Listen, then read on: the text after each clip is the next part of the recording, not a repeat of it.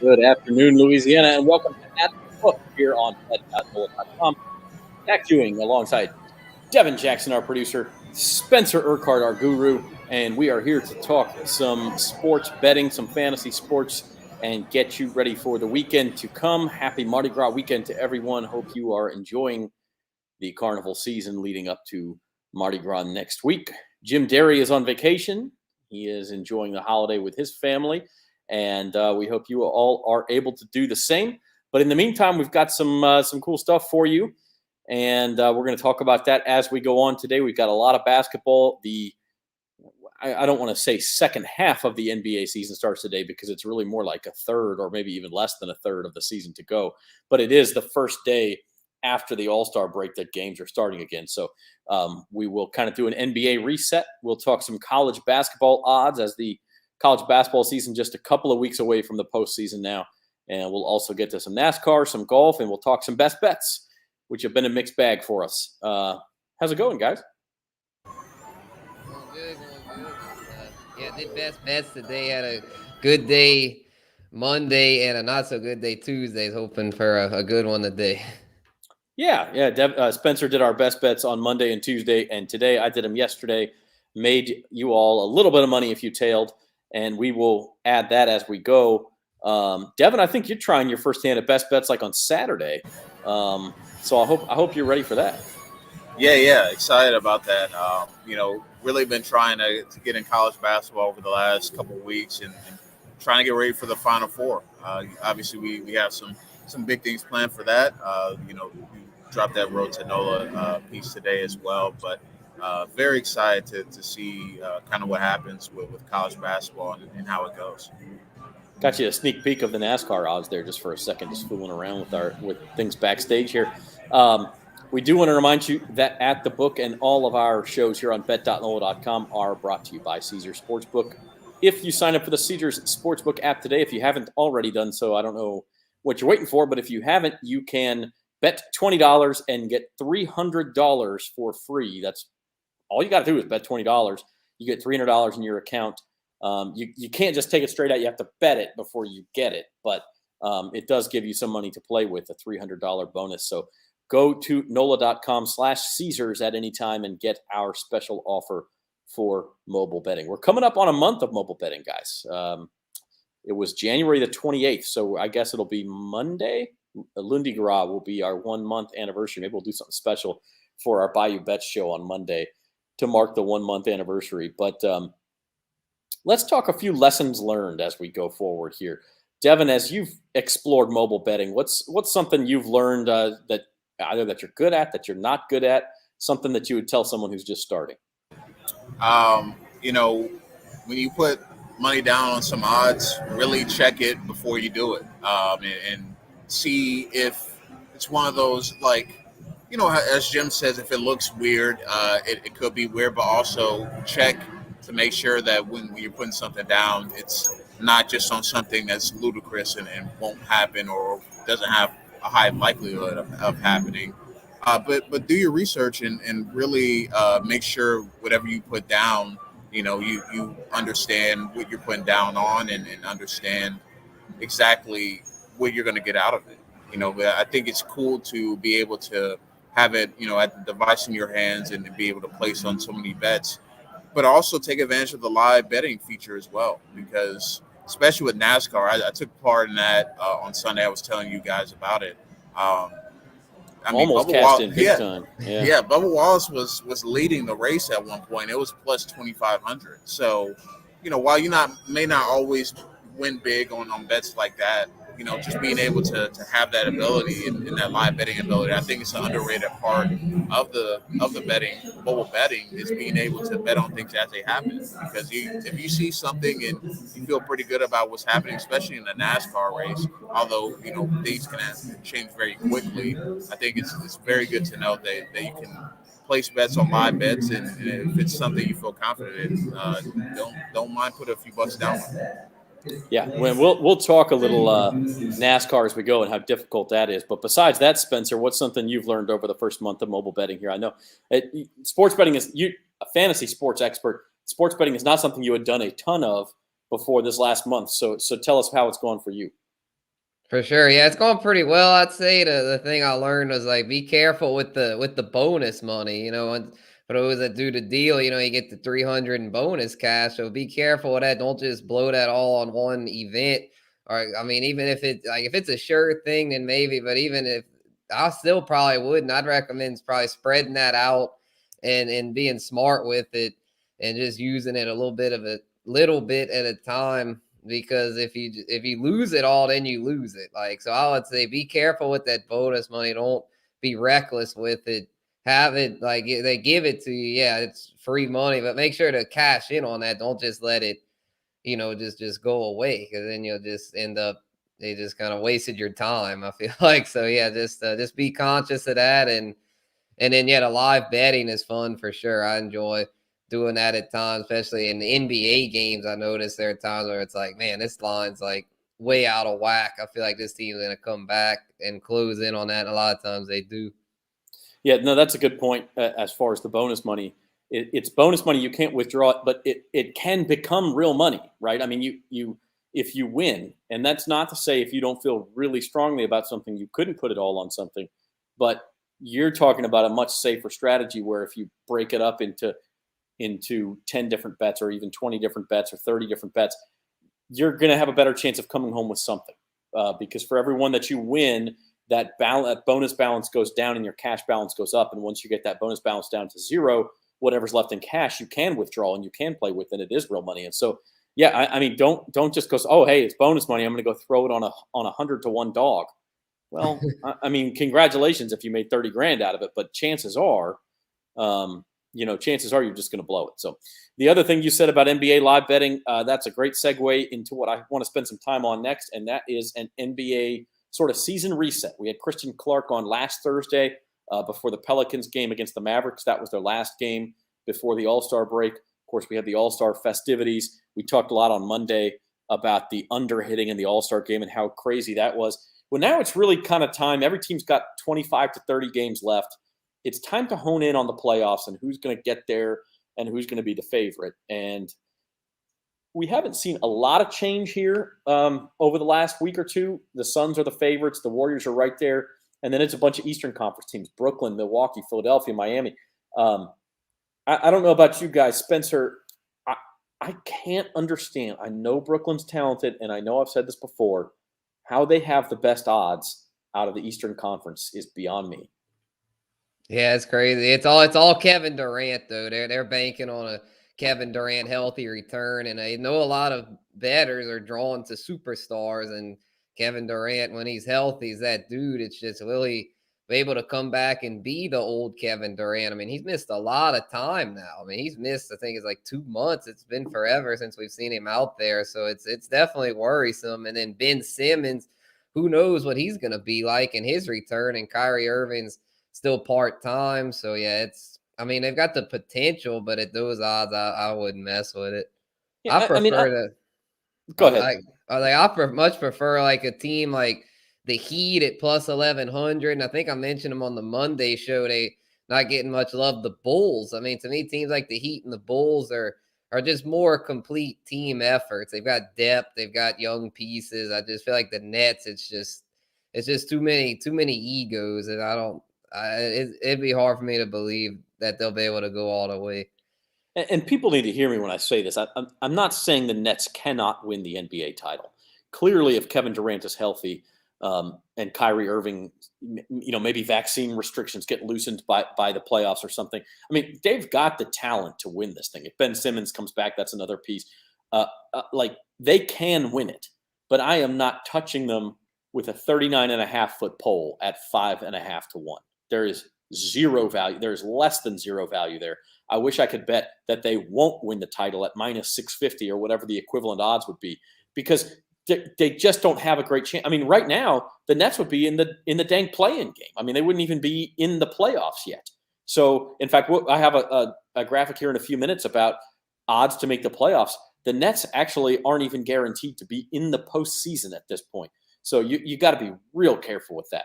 But besides that, Devin Jackson, what do you see here that you like?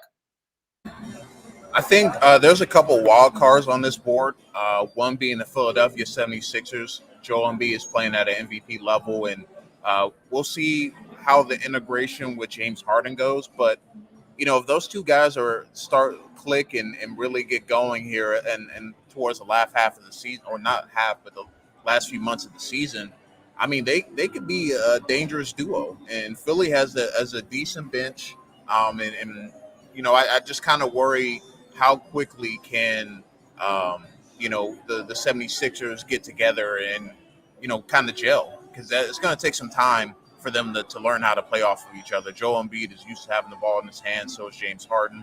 But I feel like the 76ers are the wild card on the board because Joel Embiid, when he's playing his best basketball, there's not anyone in the NBA that can defend him one-on-one. Now it's just about what other prediction are they going to get from guys like Tobias Harris and some of those role in complementary pieces, and then obviously James Harden as well. But I think 76ers are the wild card on the board, but I'm surprised that even that though the Milwaukee Bucks are not at the top of the East, they're still at plus 600 to win the NBA Finals. Yeah, I flipped there as you were talking to Eastern Conference odds, and that's a little bit of a wider picture. You see the 76ers plus 360 to win the East. Obviously, the East is a little bit deeper this year, is what the odds tell us. But it's also that once they get to the NBA Finals, chances are you're going to be tangling with the Phoenix Suns or with the Golden State Warriors, maybe making your championship odds a little bit less. And I'll tell you one team I like on this Eastern Conference race or Eastern Conference list, and they're also a decent shout at 25-1 to win the NBA title. But I put a little money on the Boston Celtics to come out of the East at 11-1. I really like the way the Celtics are playing. I think Jaylen Brown and Jason Tatum has become a star duo.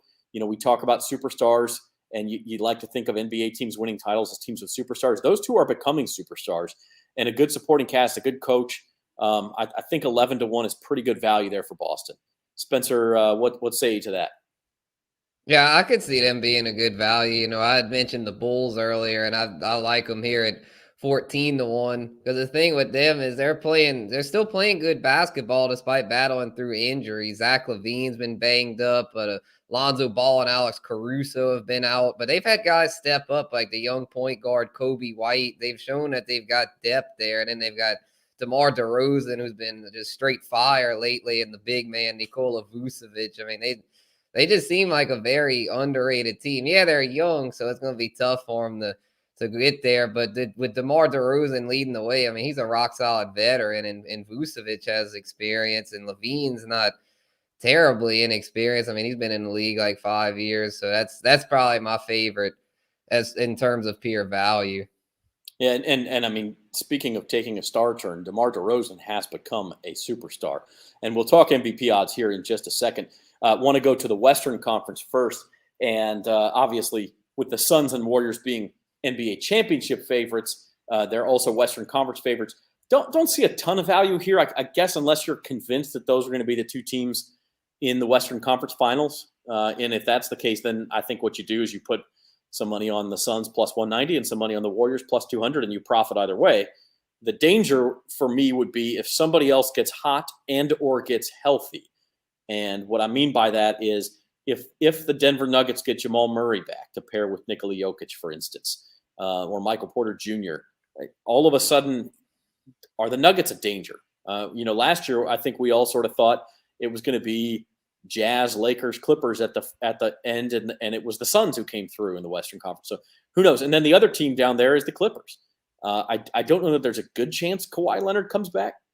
There's maybe a better chance Paul George does. But if one or both of those guys come back, now that they've got Robert Covington, Norman Powell, I put a couple dollars on them at 35-1 to win the West. I mean, you're basically banking on somebody to get healthy because as currently constructed, they're not going to do it.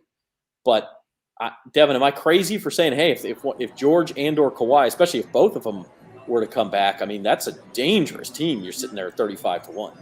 Yeah, well, I mean, we haven't seen both of them fully healthy in quite some time, but last time I did, I mean, Paul George was playing at an MVP level. So I don't think it's entirely crazy. The West has been pretty unpredictable this year. I know that Phoenix and Golden State are machines right now, but you got to worry about Chris Paul with the Suns, if he's going to come back healthy and how effective can he be. And he's starting to get up there in age. Golden State, we know how good they are, but you worry a little bit about their depth, and Steph Curry really hasn't played like Steph Curry over the last month of the NBA season.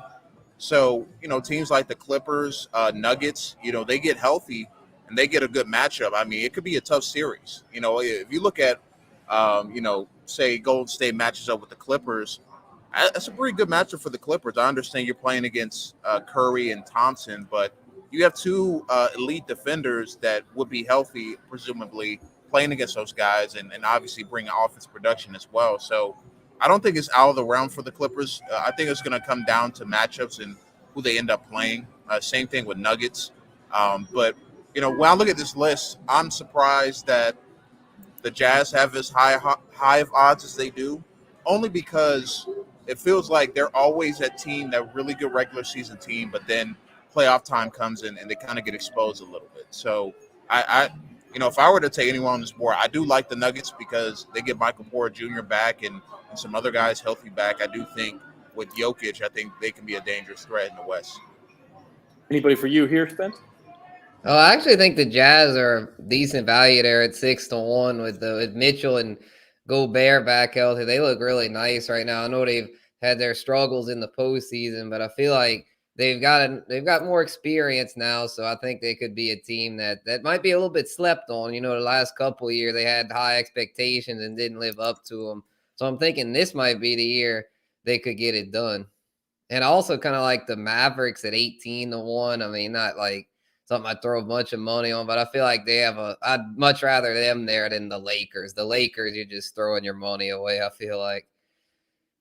Yeah, I mean, listen, the Lakers, just because the Lakers are worse odds than the Mavericks, I wouldn't put any money on either one of them. I love Luka. I love watching him play. I don't have any faith that team could get through 4 tough rounds. I don't know about you, or I guess in this case 3 tough rounds to get to the finals. I don't think the defense is good enough. I think the shooting comes and goes. Maybe I'm wrong, but I don't like either one of those teams at that. Yeah, price. that's the Kristaps trade. I feel like was actually underrated. Like at first, I was like, why'd they just give up Kristaps like that? But Dinwiddie's pretty good, and he's somebody that should be able to help. But they needed more scoring off the bench and more an intense player like that. Like he's somebody that I think will fit in well there. I'm not predicting them to go to the finals, but with Luka balling, I mean, because anything's possible. But yeah, I feel like that Kristaps move it looked strange on paper, but it made sense. I think they'll actually be a better team without him. Yeah, I just don't know that they are, NBA Finals level quality, but we'll see. One advantage they have is that it looks like they're going to avoid the play-in tournament anyway. So, hey, I do want to look at now some of the teams a little lower on the board, not likely to win an NBA Finals, but are they going to be in the dance? And one of those teams is the Pelicans, and that's why Caesar Sportsbook does have these odds to make the playoffs. Now, who would have thought before the year Minnesota Timberwolves minus 500 to make it in? They're looking great. Probably looking at a 7 seed in the West, which means they would need to win 1 play-in game, but they would get it at home, and actually they would have 2 chances at it. They'd just win 1 out of 2, both at home. And so that's why those odds are looking good. Brooklyn's in the same boat. I mean, I talked about this. There's no guarantee that team makes it. In fact, right now, I think they may even be the 8th seed, meaning they would have to be on the road for their first play-in game. Toronto likely to make it. Clippers better than even money. And then you get into, the next 2 teams here, guys, are obviously looking back to the beginning of the season, huge surprises. The Lakers, less than 50-50 according to the odds to make the playoffs, and the Hawks, well less than 50-50 to make the playoffs. That, by the way, Caesars does have no odds on these as well. So if you think, hey, they're not going to make the playoffs, you can go and look. The odds are obviously there's VIG involved, but if you think, hey, the Lakers are not going to make it, you can go get it. I think at minus 140 to say, hey, or minus 150 maybe to say they will not make it. And then the team at the bottom there, the Pelicans, 5.5 to 1 to make it. Any thoughts there, Devin? I mean, I think I think the Pelicans can make the play-in. But just to be clear, these odds are to get out of the play-in and into the actual playoffs. Yeah, I mean, really, them making the playoffs is going to be contingent on Zion Williamson is going to play again this year. And at this point, we don't even know, what's going on with that situation. I mean, as the team is currently constructed, and I think we're going to just talk about that probably going forward, I don't think this is a playoff team. They can certainly get in the play-in and have some things go their way down the stretch of the season. It's very possible, but in terms of them actually making the playoffs, I don't know if it really suits them well to make the playoffs, in my opinion, because of just I know it's going to be a lot on C.J. McCollum's shoulders, Brandon Ingram. I mean, they have the two scores that can make things interesting, but in terms of, the youth of this team and just some of the inexperience, I just don't think they're quite there yet to be a playoff team. I'll disagree with you on one point just because I think for a guy like Brandon Ingram, it would be great just to kind of taste the playoffs. Just get in. Okay, maybe you get swept, you lose in 5 games to Phoenix or whoever you end up playing. But just get in and taste it so that the next time you get there, you're not experiencing everything for the first time because that is a different atmosphere. Now, just as a reminder to people who may not remember the way the play-in tournament works, if you are the 10 seed, which right now, I think that's the only thing that's realistic for the Pelicans to get there, like 2 games behind Portland for the 10 seed. If you are the 10 seed, you have to go on the road to the number 9 seed and win. And then if you win that, you have to go on the road again a couple nights later and play whoever lost the game between 7 and 8 and win that game on the road. And so right now that would mean, say, I think the Lakers are the 9 seed right now. So it'd mean going to LA, beating the Lakers, and then the Clippers and Timberwolves would play.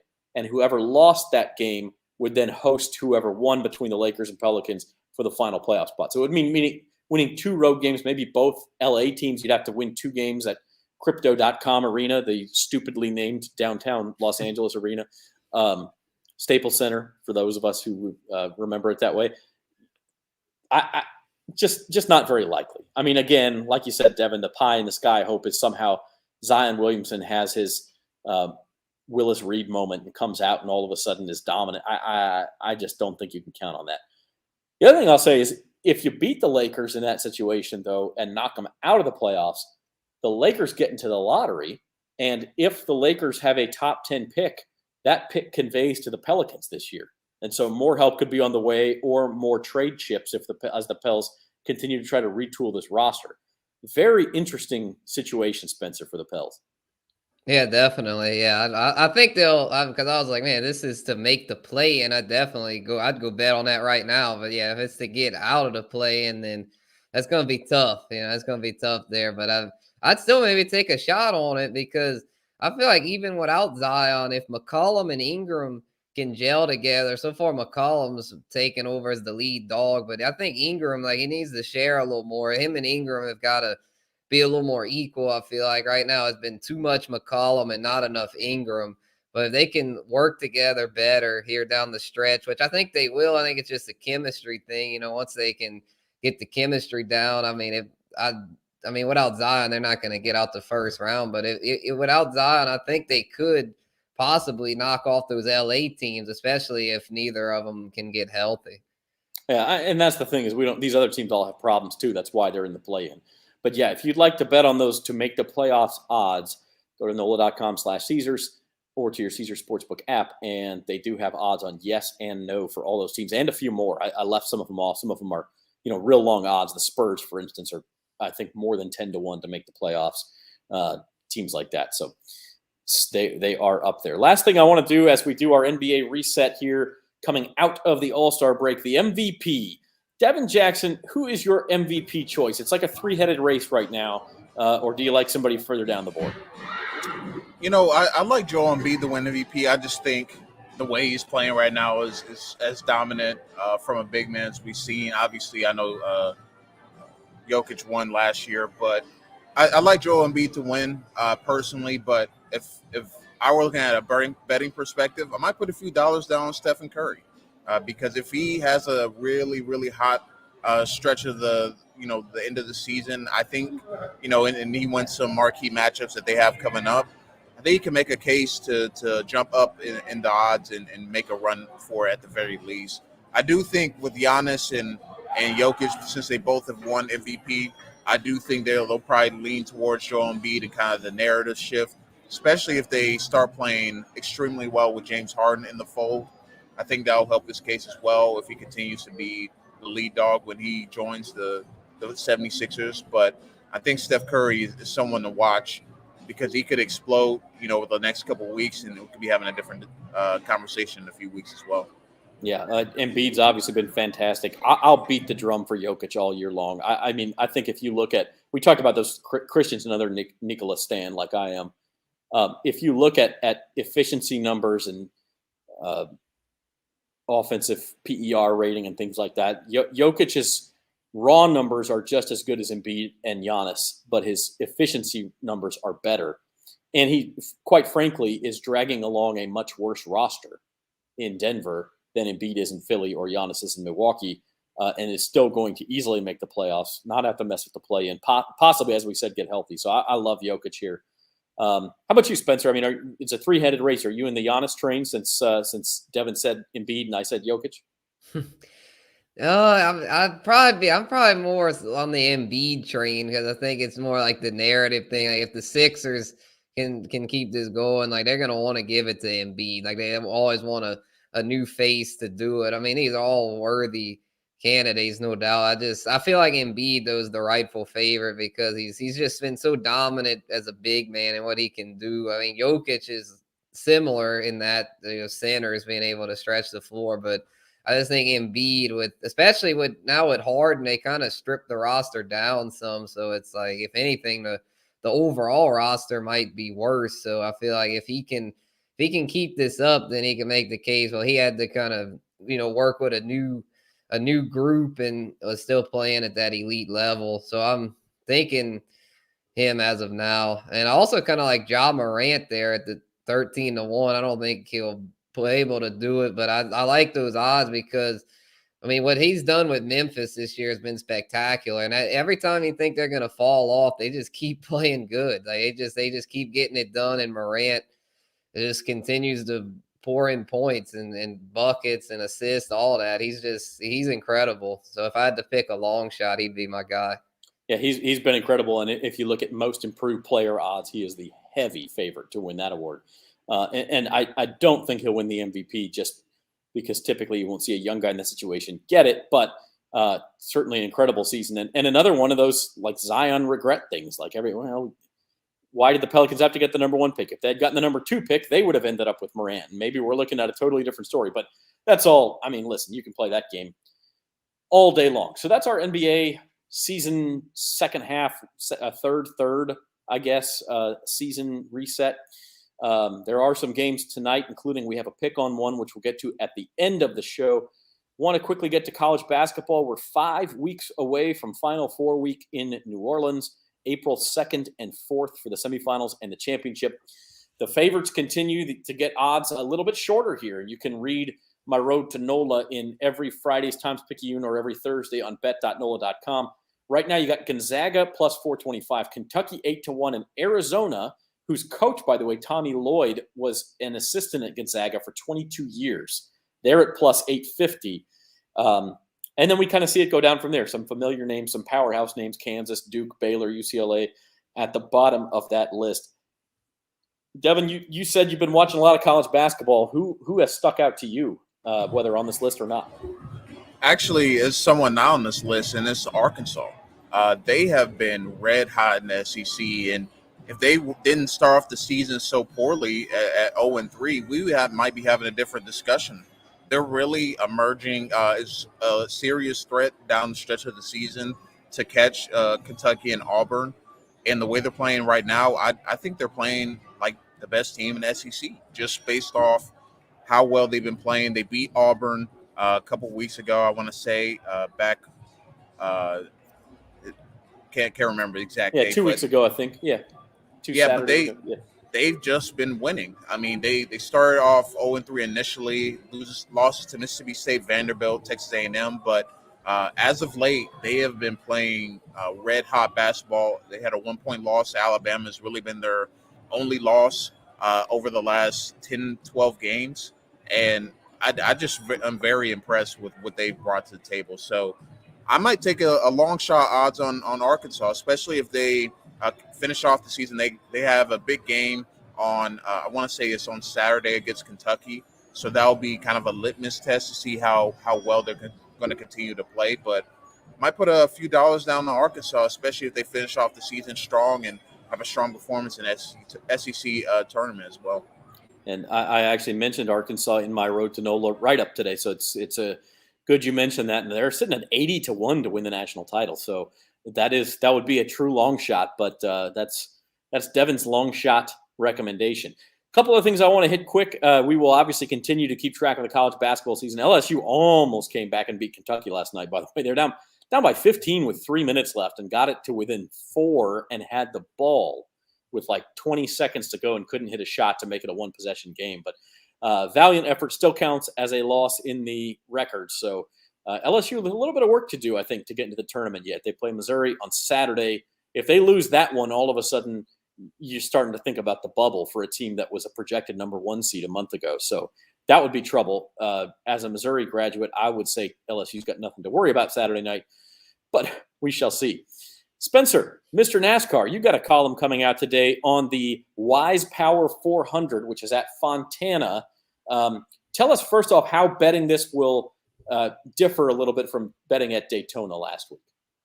All right, yeah, I'm thinking this race will be a lot better chance of winning by betting on this one than as opposed to Daytona, because I'm pretty sure one of the guys on, like one of these top guys on this list is going to be the winner. I don't think it's going to be like Daytona where a rookie Austin Cindric comes up and wins it at, was it like 25-1, 30-1 odds. I just don't see that happening for this race. I'm pretty sure one of the top dogs is going to do it, and those guys near the front, I mean, the guy that stands out to me there is Kyle Busch, because he's a driver that's done really well at this track throughout his career, has 4 wins and an average finish of, I believe, 9.6, which is really good for a guy that's had a lot of starts at one track. Because normally you have a wreck or just a few off races there, but he's averaged a top 10 at this track. So he gets it done here.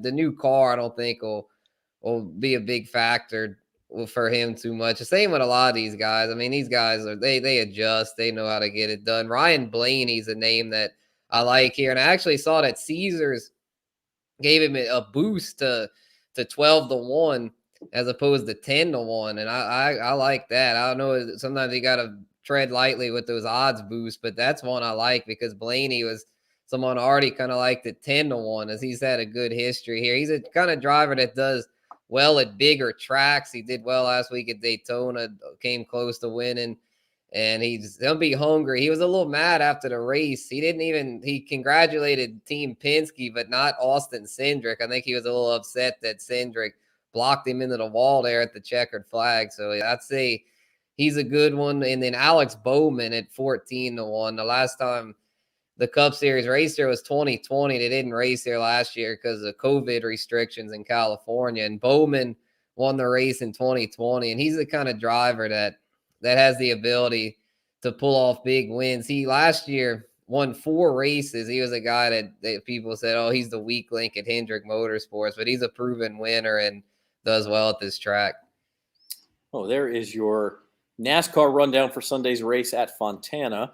And the golf tournament this week, the Honda Classic, these are live odds as of about 15, 20 minutes ago. Daniel Berger, the favorite, pretty heavy favorite at this point at plus 333. He's actually 1 stroke behind as they're just about wrapping up first-round play out there in Florida. Brooks Koepka, second choice right now. A couple of the tournament favorites going in, Sungjae Im and Louis Oosthuizen had bad days, and so the odds have shifted quite a bit. You see a whole group there at 28-1, and then it goes in from there. Kurt Kitayama, who sits there with Chris Kirk at 22-1. He is the leader right now at 6 under, so not expected to hang on to that lead through the weekend. But there is your live look at Honda Classic odds. Want to wrap up this At the Book show with a look at our best bets, and here's how we've done this week. Spencer, you mentioned you hit that nice parlay plus 264 on Monday and paired that with hey, we like it when the good graces shine down on us. Ohio State had to go to overtime, but they got the victory and the cover over Indiana. It doesn't happen a lot when they were actually behind in the final minute of that game, got it to overtime and covered the 6.5. And then we turned around and had some poor luck on Wednesday. Xavier went to triple overtime with Providence, and that plus 105 was underdogs. They go to triple overtime but couldn't get the job done. So that one is a loss. And then Shane Lowry, top 20 at the Honda Classic. That was a pick I made yesterday. He was even par for the day today. I think he's tied for 45th. So he's not out of the woods yet there, certainly, but has a lot of work to do over the next 3 days to get into the top 20s. That one's plus 220. But all things considered, we are positive for the week, which makes it better than last week. And Spencer, your picks for today include the Golden State Warriors to win big over Portland. Right. Yeah. I was trying to find a good NBA value, and this one really stuck out to me because of the fact that the Blazers are just their luck's bound to run out here, especially with Juice of Nurkic out, the Nurk alert, the big man. He's hurt again. It's a shame. I have him on my fantasy basketball team. He's so talented, so good when healthy, but now that he's hurt, I think the Blazers are going to fall off a cliff. And I think tonight it's gonna show in Golden State. I mean, with Curry shooting lights out, Thompson will be fresh off the All-Star break. I think they're going to – I mean, Josh Hart and those guys have been a great story with Portland, but I just don't see them being able to hang tonight. I just think Golden State is the prime opportunity for them to come out big and come out firing after the All-Star break, because they had been kind of scuffling prior to that. But now that Chris Paul's out, this is their chance to pounce and secure that 1 seed. And then Evan Mobley, I like him to go over 16.5 points because the Cavs have a lot of injuries right now. Darius Garland and Karis LeVert, their top 2 scorers, are hurt. And so I'm thinking against Detroit tonight will be a rookie showcase between Mobley and Cade Cunningham. So he's going to be extra motivated to show that he's to kind of put his stamp on Rookie of the Year. I believe he's the favorite right now for Rookie of the Year. I think he's a heavy favorite, minus 400, in fact, at Caesars to win the Rookie of the Year. So that would be a nice cash there. And then you mentioned Kyle Busch at Fontana. Shop around for the best odds. Plus 850, I think you said, was at FanDuel. And, right. But those things change. Could be Caesars later in the week. Could be MGM. Could be DraftKings. You never know. Shop around, especially for those long shots. You can find some big differences. I found, in fact, I think Chris Kirk, who's in the top 5 at the Honda Classic, and I'm going to forget which book was which, but there was one book where he was 50-1 to win the tournament, and I was going to bet him, and then I shopped around and found him at 70-1 at another book. And it's like, well, if I bet $3 on him, that's the difference. That's a $60 difference if he should happen to win just for shopping around. And so it does make a big difference to do that. Not just for futures, but even for individual games. Half a point here, a point there can make a big difference in these games. So that's our show for today. This has been At the Book. You guys have some final thoughts. Spencer, your final thoughts on this weekend to come in the sports world. All righty. Yeah, looking forward to the NBA being back in action and, college basketball. It's getting toward the stretch there. I read your road to the Final Four thing, and I was I got to say Iowa, I was impressed. I watched them. I was mad at them the other night because I picked Michigan State, but I was really impressed with Iowa. I think that's a team. They've got a lot of firepower. If they can stay hot shooting, that could be a team that could play spoiler in the tournament. So it's going to be interesting. The Big Ten is tough, but it'll be interesting to see how they do in the tournament. And, of course, the NASCAR race Sunday should be interesting, which will actually a fun fact about that is it'll be the last race at the current Auto Club Speedway configuration. I believe starting in either 23 or 20. I'm pretty sure, next year. Yeah, this is the last race. Then after that, it's going to be a short track. They're reconfiguring it to I think it's a half-mile short track, so it won't be the big 2-mile oval that it currently is. Out in the California hills, you pass by it if you drive from LA to Vegas. It's like the only thing around for miles of mountains. So pretty cool setting out there for a NASCAR race. Devin Jackson, your final thoughts on the weekend to come. Got another long shot out in the Conference USA, North Texas, the Mean Green of North Texas. Watch them over this weekend and going forward. I think after they built on the momentum of last year and winning in the tournament, I do think they're going to come back hungrier. And they haven't lost a game since January 6th. They're 20-4 on the season. So I'm looking forward to catching some of their game tonight. See if they're still looking like the same team they have been over the last month. They actually just beat UAB, the team they lost to back in January, the other night as well. So going to be looking forward to watching them going forward and seeing if they can make a Cinderella run come tournament time. Absolutely. College basketball wrapping up, conference tournaments in a couple of weeks. Then March Madness. We got golf. We got NASCAR. We have the NFL draft right around the corner. So stick with us here on bet.nola.com and go to nola.com/Caesars. Get your $300 bonus if you have not yet signed up for that Caesar Sportsbook app. Join the fun. Join the agony. Join the ecstasy. Everything that is sports betting. And we will be with you again on Lundi Gras is our next show, 4 o'clock on Monday for Bayou Bets. Until then, for Spencer Urquhart and Devin Jackson, I'm Zach Ewing. Have a good one, everybody.